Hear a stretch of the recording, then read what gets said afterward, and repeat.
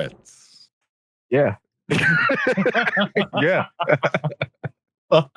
Oh man, and that's how we you greet you guys. Welcome back to another episode of Can of Worms. My name is Cedric, and I'm here with Brian. Hey, Chris. Hey, and Nick.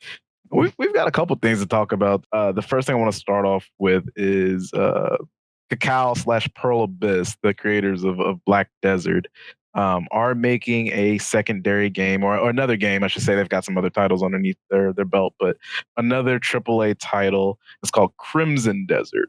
And we've gotten some news late last week that it's not going to be a spiritual successor to Black Desert.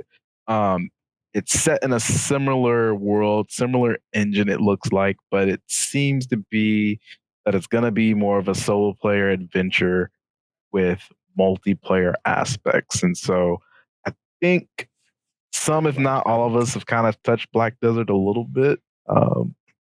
That's a big change.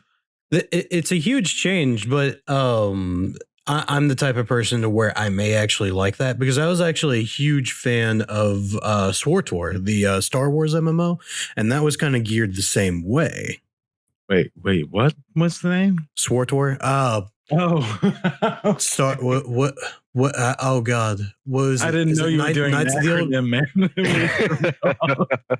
I was like, oh, I'm having a stroke. Yeah. I'm dying. I don't know if I interrupt and tell them, or I don't know what's going on here. Oh, I should say something. If I start smelling toast, I'm going to say something. I was going to say, toast sounds good right about now. I'm sorry, Nick. Man, go ahead. But no, it sounds like SWTOR, and like I might like that if the combat is anything like Black Desert was, and if it's better optimized on launch. So we see in a lot of the little cutscenes that they've got, the little B-roll, I guess, of the game, we see that the combat is similar. It's definitely a beefed up engine. I don't know what engine they're using right now. But the problem is that it's not really like SWTOR. It's not like that.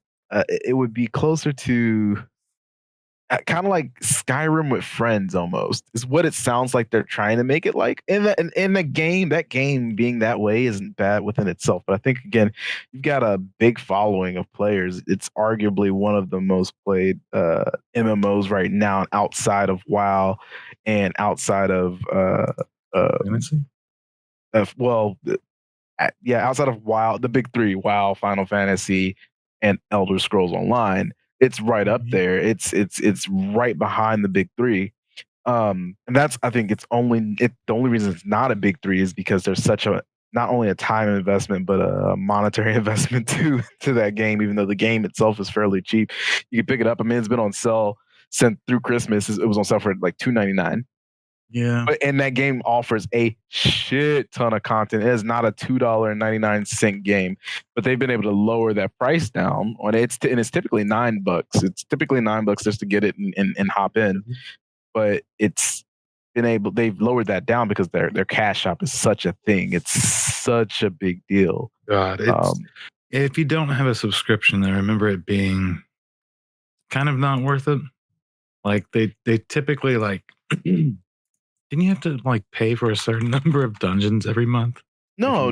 So the thing about Black Desert was that there aren't any dungeons in it. It's a very sandboxy game. That's yeah. Okay. Yeah, Star Wars. Yeah, SWTR. You do have to pay for like extra dungeons if you're not subscribed to whatever the case is.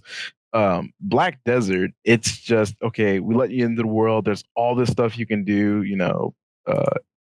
And the two big things in the game that are huge is the life skilling and the combat.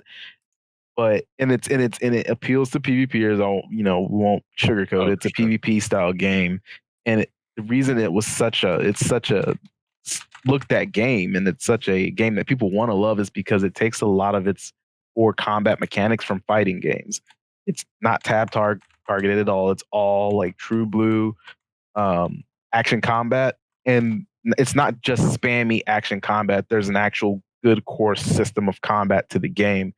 So the combat is really addicting, whether you're fighting, NPCs or you're just doing PvE, or if you're doing PvP. The combat itself is addicting, but then you have to kind of get over the hurdle of gear to be able to do anything fun with the combat, and that's the biggest problem. People were excited for Crimson Desert because they felt like this was a new chance. Maybe they learned their lessons. Maybe they wouldn't make it such a cash grabby, greedy-esque game. But this is something completely different. This is a game that's not even going in the same direction anymore. It's Black Desert, not how they kind of hyped it up to be. They hyped it up to be a non-canon successor, a Black Desert-esque style world. You would see some things flow over between Black Desert and Crimson Desert, but it's not the same storyline or anything like that. Some even said that it was events happening before Black Desert. And so we think automatically, oh shit, cool. Another MMORPG, maybe you can get in at the beginning and really enjoy the PvP before the paywall hits or whatever the case is. And that's not the case anymore. And so I'm fairly certain, you're going to see a group of players or just players in general really kind of split between that decision. If you didn't play Black Desert at all, then you're probably going to love this game. But if you do play Black Desert, this is something that's got to hit you a little weird. I never played it all that much because I'm trying to remember. I played some of the early like Perfect World games, like the free to play titles. So as soon as I saw like the cash shop type stuff, I was like, ugh. I kind of backed off, and it's a shame because I think if that game had more of a traditional subscription model, I would have enjoyed it more, but it probably would have hurt the game itself, like at least in terms of being able to grow. I don't think so because they've got everything. So the game for a while really did play the balance and teeter very well because the game has a very extensive and expansive life skilling system. Oh yeah, frosting, sure. Life skilling system in it, man. The life skilling in that game is you got players that do pop on and they literally play the game just so they can life skill and they can craft a farm or do whatever the case is, right? And they sell that stuff off. And you've got people that are really big in the economics that play the market and do the life skilling so that they can make just as much money as they can in the game. And that's fun for them, right? Yeah.